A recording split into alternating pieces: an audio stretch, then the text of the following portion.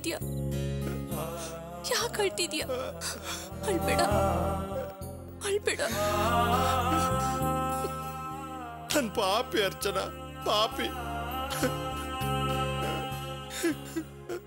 ಯಾಕಾದ್ರೂ ನಿನ್ನಂತ ಒಳ್ಳೆ ನನ್ನ ಮದುವೆ ಮಾಡ್ಕೊಂಡೆ? ನನ್ನನ್ನು ಯಾಕೆ ಮದುವೆ ಮಾಡ್ಕೊಂಡೆ ಅರ್ಚನಾ? ಮಧ್ಯದಲ್ಲಿ ಕೋಪ ಮಾಡ್ಕೊಂಡು ಹೋಗಿದ್ದೆ ಅಲ್ಲ, ಮತ್ತೆ ಯಾಕೆ ಬಂದೆ ನನ್ನ ಜೊತೆ ಈ ರೀತಿ ಕಷ್ಟ ಪಡೋದಕ್ಕ?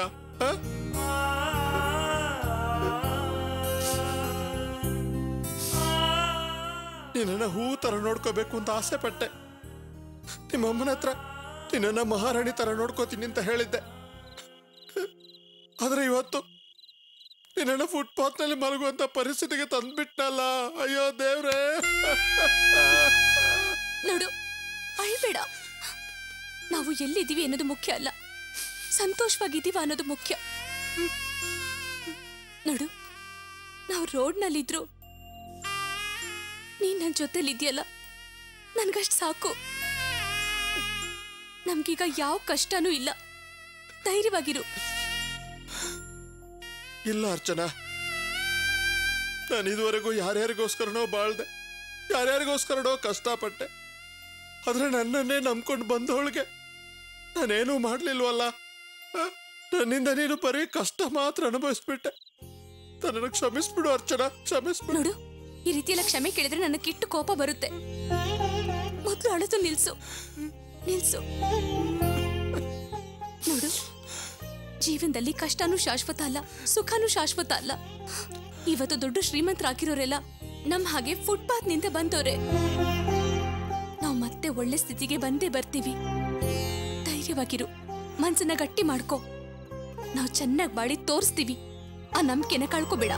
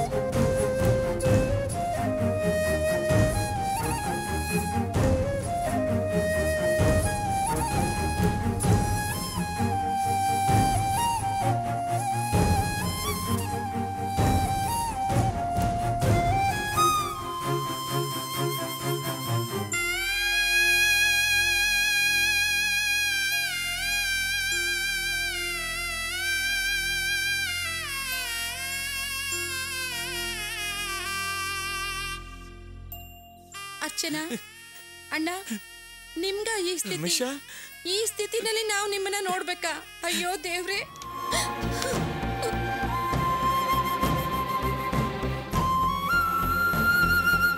ನಾವು ಈಗ ತಾನೇ ಊರಿಂದ ಬಂದಿದ್ದು. ಲೊಕೇಶನ್ ಕೆಂಪನು ಫೋನ್ ಮಾಡಿ ಹೇಳಿದ್ಮೇಲೆ ನಮ್ಗೆ ವಿಷಯ ಗೊತ್ತಾಗಿತ್ತು. ನಾವು ಅವಾಗ್ನಿಂದ ಹುಡುಕ್ತಾನೆ ಇದ್ದೀವಿ. ಏನಾಯ್ತಣ್ಣ? ಯಾಕಣ್ಣ ಹೀಗೆ?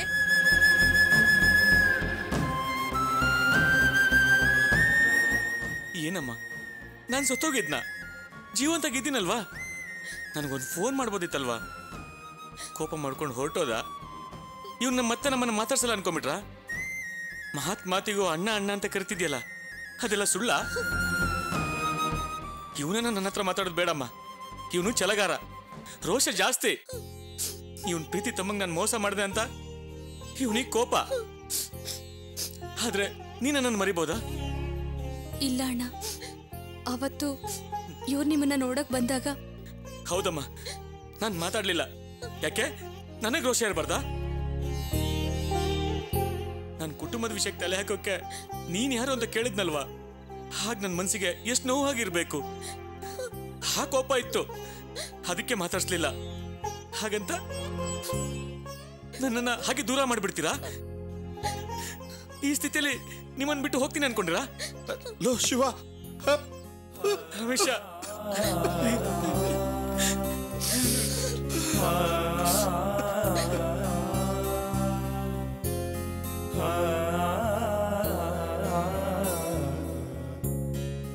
ನಾನು ಬಡ್ಕೊಂಡೆ, ನೀ ನನ್ನ ಮಾತೇ ಕೇಳಲಿಲ್ಲ. ಅವ್ರು ಹೀಗೆ ಮಾಡ್ತಾರೆ ಅಂತ ನನಗೆ ಗೊತ್ತಿತ್ತು, ನಿನಗ್ಯಾಕೋ ಗೊತ್ತಾಗ್ಲಿಲ್ಲ? ಅಮ್ಮ ತಮ್ಮ ಕುಟುಂಬ ಅಂತ ಹಗಲು ರಾತ್ರಿ ಅವ್ರಿಗೋಸ್ಕರ ದುಡ್ದಿದ್ಯಾ. ನಿನಗೀಗ ಎಂಥ ಪರಿಸ್ಥಿತಿ ಬಂತೋ, ತುಂಬಿದ ಬಸ್ರಿನ ಫುಟ್ಪಾತ್ ಅಲ್ಲಿ.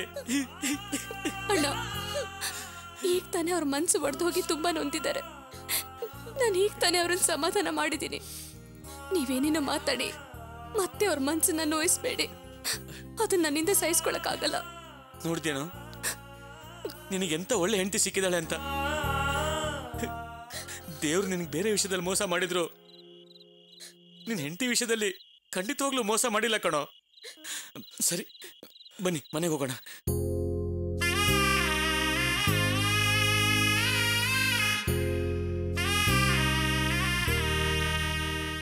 ಏನ್ ನೋಡ್ತಾ ಇದ್ದೀರಾ? ಬನ್ನಿ ಮನೆಗೆ ಹೋಗೋಣ. ಏನ್ ಅರ್ಚನಾ ಯೋಚನೆ ಮಾಡ್ತಿದ್ಯಾ? ಬಾ ಹೋಗೋಣ. ಅಮ್ಮ ಅರ್ಚನಾ, ಈ ಫುಟ್ಪಾತ್ಗಿಂತ ನನ್ನ ಮನೆ ಚೆನ್ನಾಗಿದ್ಯಮ್ಮ. ಅಯ್ಯೋ ಹಾಗಲ್ಲ ಅಣ್ಣ. ಮತ್ತಿನ್ನೇನು, ಬನ್ನಿ ಹೋಗೋಣ. ಏನಮ್ಮ ಯೋಚನೆ ಮಾಡ್ತಾ ಇದ್ದೀರಾ?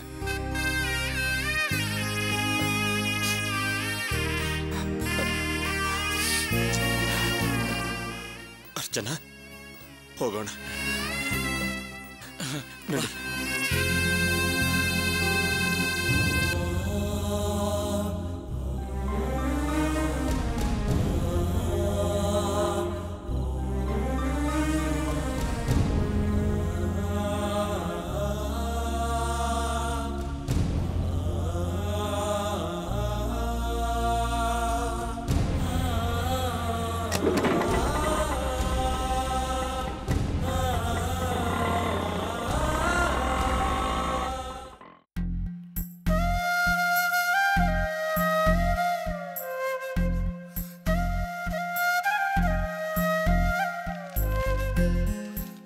ಕಾಫಿ ತಗೊಳ್ಳಿ ಅತ್ತೆ. ಮಾವ,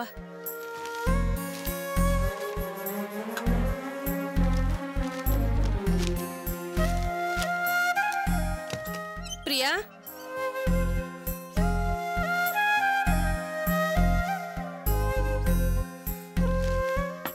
ಅತ್ತೆ ಪ್ರಿಯಾ ರೂಮಲ್ಲಿಲ್ಲ. ಹಿಂದ್ಗಡೆ ಇರ್ಬೇಕು ನೋಡು. ಸರಿ.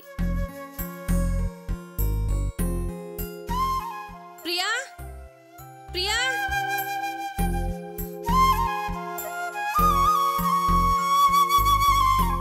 ಪ್ರಿಯಾ,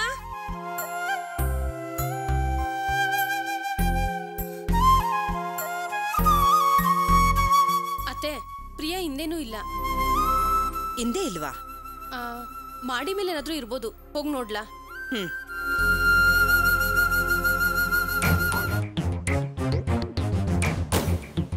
ಪ್ರಿಯಾ, ಏ ಪ್ರಿಯಾ, ಕಾಫಿ ತಣ್ಣಗಾಗತ್ತೆ, ಬಾರೆ ಕೆಳಗೆ.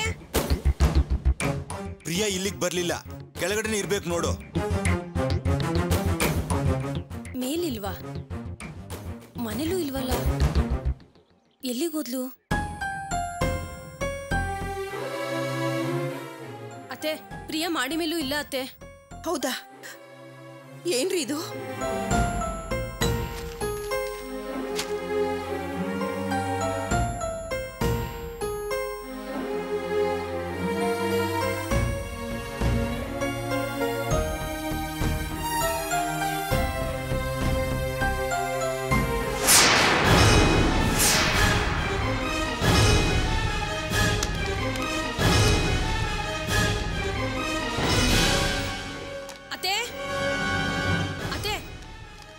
ಬರ್ದಿಟ್ಟೋಗಿದ್ದಾಳೆ.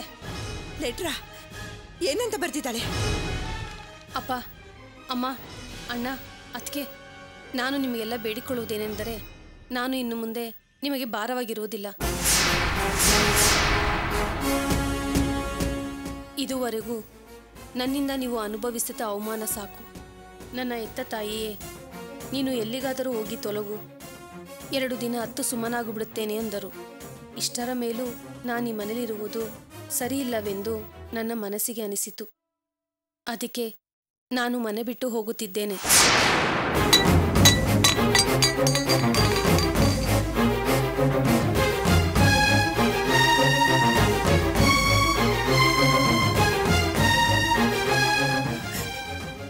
ಯಾಕ್ರಿ ಹೀಗೆ ಮಾಡಿದ್ಲು? ಇನ್ಮೇಲಾದರೂ ನೀವು ನೆಮ್ಮದಿಯಾಗಿರಿ. ನಾನು ಮನೆ ಬಿಟ್ಟು ಹೋಗಿದ್ರಿಂದ ನಾನೇನಾದರೂ ತಪ್ಪು ನಿರ್ಧಾರ ತಗೊಂಡ್ಬಿಡ್ತೀನಿ ಅಂತ ಭಯ ಪಡಬೇಡಿ. ನಾನು ಯಾವ ಪರಿಸ್ಥಿತಿಯಲ್ಲೂ ಅಂಥ ನಿರ್ಧಾರ ಮಾಡೋದಿಲ್ಲ. ನಾನು ಮೊದಲು ಹೇಳಿದಾಗೆ ನನ್ನ ಹೊಟ್ಟೆಯಲ್ಲಿ ಬೆಳೀತಿರೋ ಮಗುವಿಗೆ ಜನ್ಮ ಕೊಟ್ಟು ಅದನ್ನು ಸಾಕಿ ಬೆಳೆಸಿ ದೊಡ್ಡ ವ್ಯಕ್ತಿ ಮಾಡುತ್ತೇನೆ.